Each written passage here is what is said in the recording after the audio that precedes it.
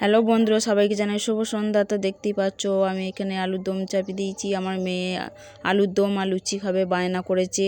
তো যেহেতু ওর তো শরীর খারাপ, মুখে রুচি নেই বলে মা মাত্র আলুর দম আর লুচি করে দাও।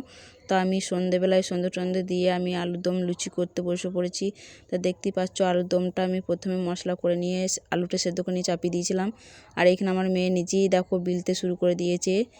তো লুচিগুলো দেখো কত সুন্দর ফুলছে। আর ভালো লাগলে লাইক কমেন্ট শেয়ার করো, আর আমার চ্যানেলটাকে একটু সাবস্ক্রাইব করে দিও। তো লুচিগুলো কত সুন্দর ফুলকো ফুলকো হচ্ছে, আর লুচি ফুলকো ফুলকো না হলে খেতে ভাল লাগে না। তো দেখো আমি সব লুচি এইভাবে একটা একটা করে আমি ভেজে নেব। আলুর দমটাও হয়ে গেছে রেডি আমার। তাই এখানে আমি সব লুচিগুলো একটা একটা করে ভেজে নিচ্ছি। তো দেখতেই পাচ্ছ সব লুচি কত সুন্দর ফুলছে, আর আমার মেয়ে বিলে দিচ্ছে।